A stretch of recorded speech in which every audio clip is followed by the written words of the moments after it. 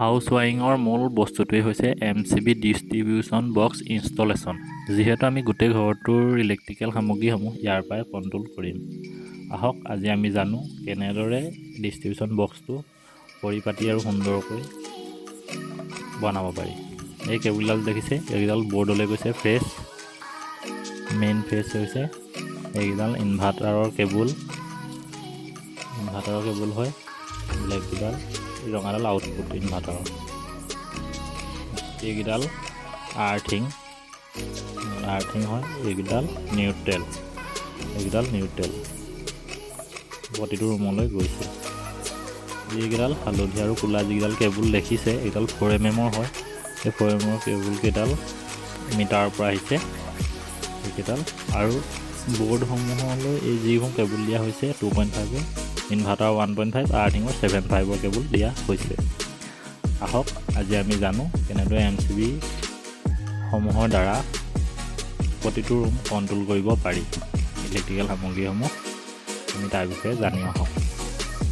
প্ৰথমতেই মই জিপ টাই আৰু টেপৰ সহায়ত ডিষ্ট্ৰিবিউশ্যন বক্সটো পৰিপাটি আৰু সুন্দৰকৈ সজাই ল'বলৈ লৈছোঁ। পৰিপাটি হ'লে কি হয়, MCB বক্সসমূহ লগোৱাত সুবিধা হয়।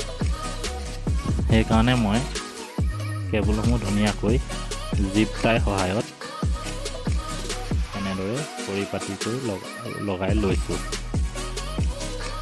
দুইফালৰ পৰা কেবুলখিনি মই ধুনীয়াকৈ জিপ টাই সহায়ত বনাই ল'ম। আপোনালোকেও এনেকৈ জিপ টাই সহায়ত ডিষ্ট্ৰিবিউশ্যন বক্সটো পৰিপাটি কৰিব পাৰিব।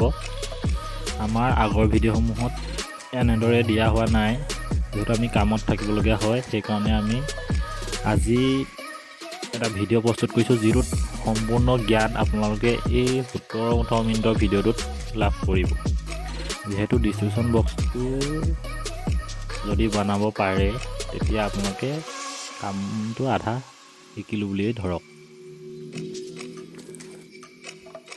দেখিছে মই ধুনীয়াকৈ বনাই লৈছোঁ কেবুলসমূহ জিপ টাই সহায়ত। দুফালৰ পৰা কেবুল আনিছোঁ, দেখিছে ধুনীয়াকৈ জিপ টাই সহায়ত লগাই পৰিপাটি কৰি লৈছোঁ।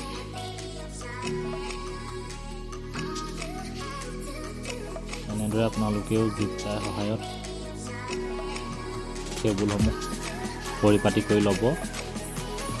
আমি বিভিন্ন সময়ত দেখিছোঁ যে MCB বক্সৰ ভিডিঅ'সমূহ পোৱা যায় ইউটিউবত, কিন্তু আজি আমি আপোনালোকৰ সুবিধা হোৱাকৈ সম্পূৰ্ণ নিখুঁতভাৱে ডিষ্ট্ৰিবিউশ্যন বক্স কেনেদৰে বনায় তাৰ ওপৰত আলোচনা কৰিবলৈ লৈছোঁ। এই ভিডিঅ'টো আপোনালোকে আধা চাই গুচি নাযাব। যদি সাম্যক জ্ঞান লাভ কৰে, তেতিয়া কোনো এটা কামৰ সফলতা নাপাব।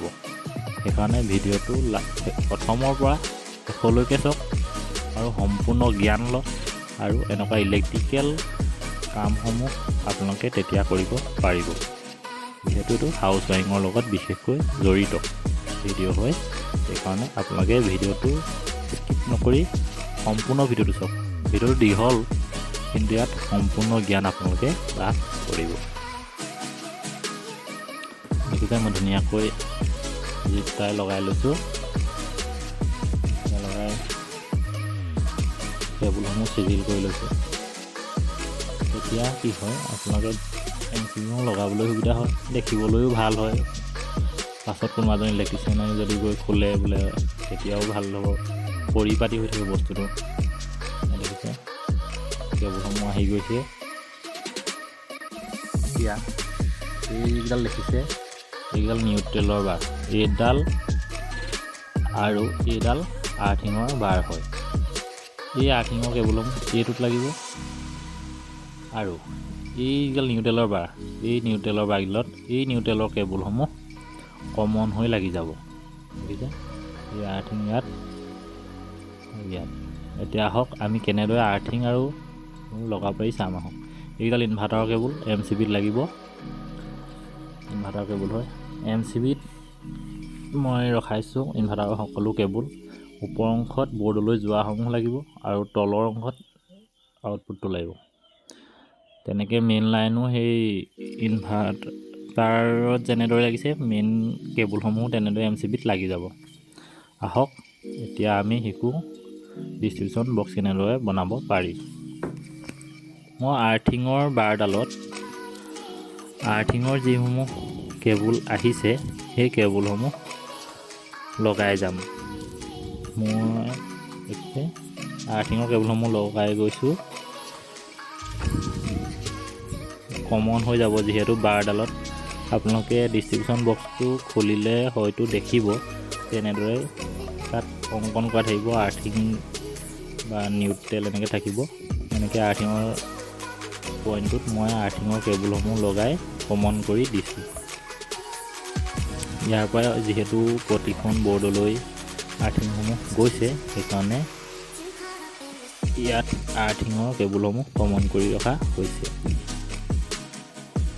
মই ধুনীয়াকৈ প্ৰথমে আৰ্থিঙৰ কেবুলসমূহ লগাই লৈছোঁ। আপোনালোকে সম্পূৰ্ণ ভিডিঅ'টো চাব, তেতিয়াহে গম পাব কি হৈ আছে। আৰ্থিঙৰ কেবুলসমূহ লগাই সম্পূৰ্ণ হৈ গৈছে। এতিয়া মই নিউট্ৰেলৰ কেবুলসমূহ নিউট্ৰেলৰ বাৰটোত লগাই যাম। তেতিয়া কি হ'ব, নিউট্ৰেলসমূহ কমন হৈ পৰিব। এনেকৈ মই এইবিলাক খুলি তাত নিউট্ৰেলৰ কেবুলসমূহ লগাই ৰাখিছোঁ।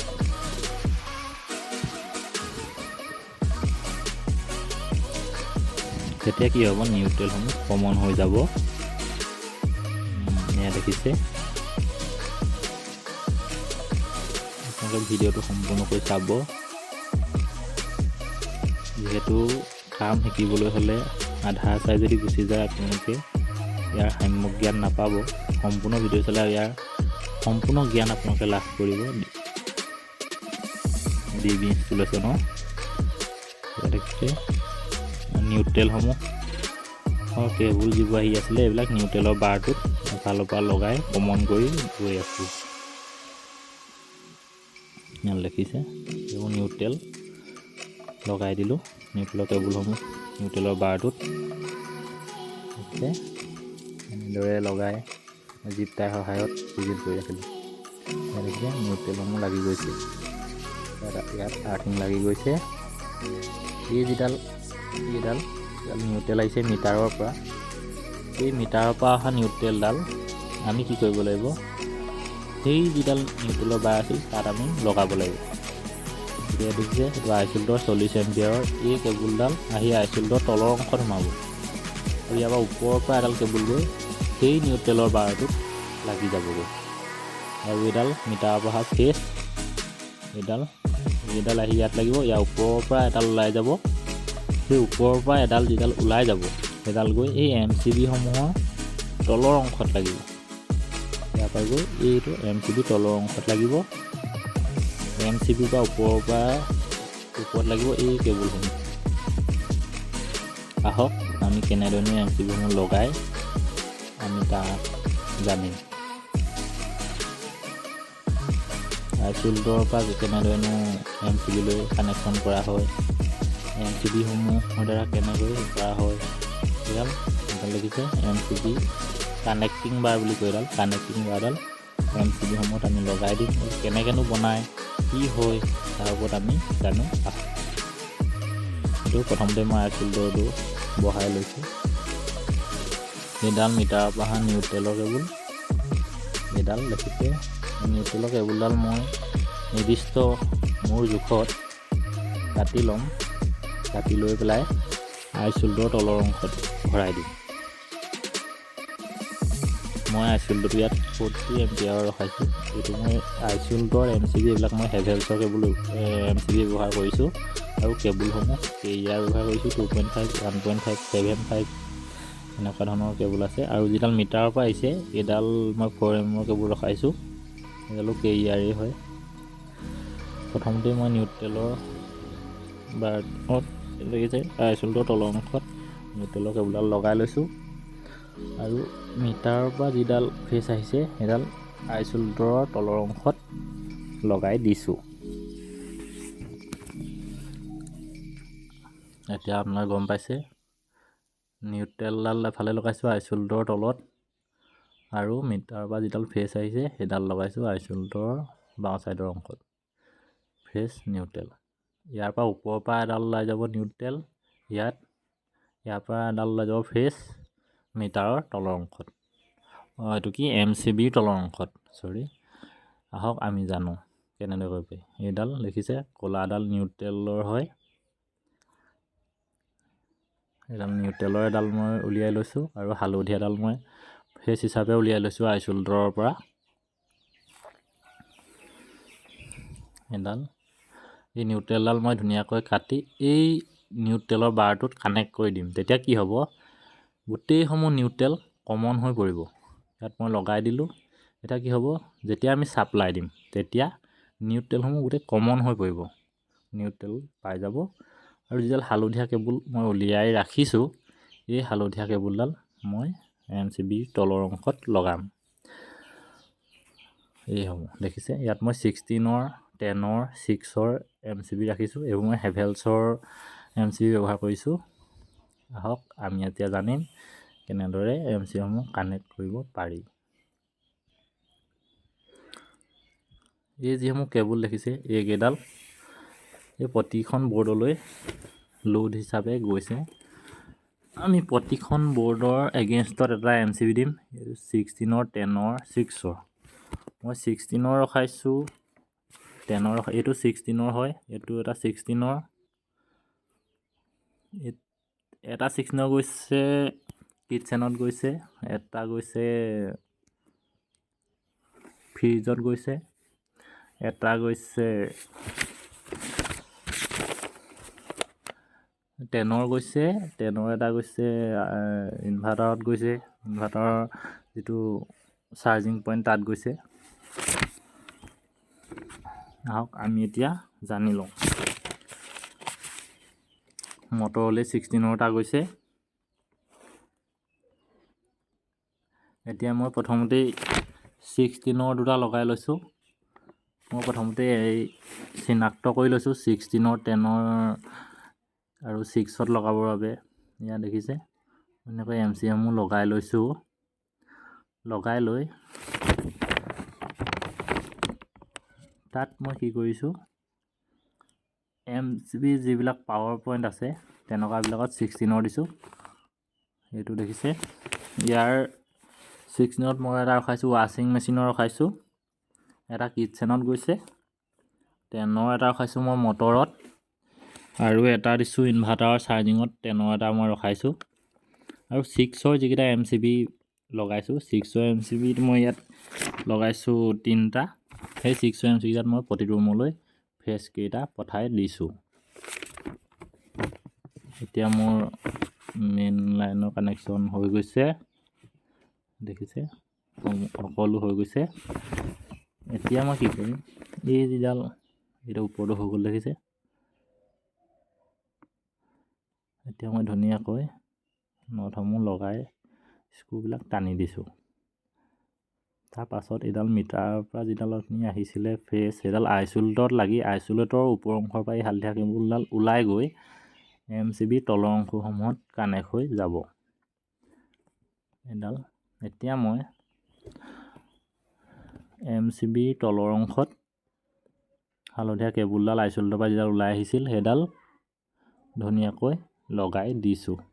দেখিছে MCBৰ তলত আইচোলেটৰ পৰা অহা কেবুলডাল মই লগাই দিছোঁ। এতিয়া মই কি কৰিম, এইডাল বাৰডাল মই ধুনীয়াকৈ MCBসমূহৰ তলত লগাই দিম। তেতিয়া কি হ'ব, MCBসমূহ তেতিয়া এইটো দেখিছে, তেতিয়া এইটো কানেক্ট হৈ যাব। MCBৰ তলৰ অংশত মই ইলেক্ট্ৰিকেল বাৰডাল যিডাল আছিলে সেইডাল কানেক্ট কৰি দিছোঁ। এতিয়া মোৰ মেইন AC কানেকশ্যনৰ যিটো কাৰেণ্টৰ ছাপ্লাই সেইটো সম্পূৰ্ণ হৈছে। এতিয়া মই ইনভাৰ্টাৰৰ যিসমূহ কেবুল আহিছিলে সেইসমূহ, এইডাল দেখিছে ৰঙাডাল ইনভাৰ্টাৰৰ ইনপুট, আৰু এই ক'লাকেইডাল ইনভাৰ্টাৰৰ আউটপুট। এতিয়া মই ইয়াত 6ৰ এটা MCBৰ সহায়ত কানেক্ট কৰি দিম। এইটো দেখিছে, এইটো তলৰ অংশত, এই তলৰ অংশত মই ইনভাৰ্টাৰৰ পৰা যিডাল আউটপুট আহিছে, এই ইনপুটডাল মই ইনভাৰ্টাৰৰ ইনপুট মই তলৰ অংশত লগাইছোঁ, আউটপুটডাল ওপৰৰ অংশত লগাইছোঁ। ইয়াত মই 6ৰ MCB ব্যৱহাৰ কৰিছোঁ ইনভাৰ্টাৰৰ কাৰণে। এইকেইডাল মই ধুনীয়াকৈ লগাই লৈছোঁ। ইনভাৰ্টাৰৰ কেবুলসমূহ বৰ্ডলৈ যিকেইডাল গৈছে সেইকেইডাল, এইডাল দেখিছে, এইডাল আহিছে ইনভাৰ্টাৰৰ যিডাল ইনপুটডাল মই MCB তলৰ অংশত ভৰাইছোঁ, আৰু ইনভাৰ্টাৰ যিবোৰ আউটপুট গৈছে সেই আউটপুটসমূহ মই MCBৰ ওপৰৰ অংশত কানেক্ট কৰি দিম। দেখিছে, ইনভাৰ্টাৰৰ আউটপুটটো মই MCBৰ ওপৰৰ অংশত কানেক্ট কৰিছোঁ, আৰু ইনপুটটো মই MCBৰ তলৰ অংশত লগাই দিছোঁ। মই ধুনীয়াকৈ পৰিপাটি কৰি ৰখাইছোঁ। মই ইনভাৰ্টাৰৰ কাৰণে 6 এম্পিয়াৰৰ MCB ব্যৱহাৰ কৰিছোঁ। দেখিছে, মই ইতিমধ্যে ডিষ্ট্ৰিবিউশ্যন বক্সটো বনাই প্ৰায় কমপ্লিট হৈ গৈছে। ইয়াত দেখিছে হৈ গৈছে। এতিয়া আপোনালোকে দেখিলে কেনেদৰে ইমান অতি সহজত এটা ডিষ্ট্ৰিবিউশ্যন বক্স বনাব পাৰি। দেখিছে, এনেদৰেই আপোনালোকে ডিষ্ট্ৰিবিউশ্যন বক্সটো বনাব পাৰিব। দেখিছে, এনেধৰণৰ ভিডিঅ'সমূহ পাই থাকিবৰ বাবে মোৰ চেনেলটো ছাবস্ক্ৰাইব কৰি ৰাখিব, আৰু বন্ধুসকলৰ মাজতো বিলাই দিব যাতে তেওঁলোকৰো সুবিধা হয়। এতিয়া মই এইখন ঢাকনিখন লগাই দিছোঁ। ইয়াৰ লুকছটোও ধুনীয়া দেখিছে আপোনালোকে। এনেদৰে আপোনালোকে ডিষ্ট্ৰিবিউশ্যন বক্স বনাব পাৰিব। দেখিছে, ধুনীয়া হৈ গৈছে।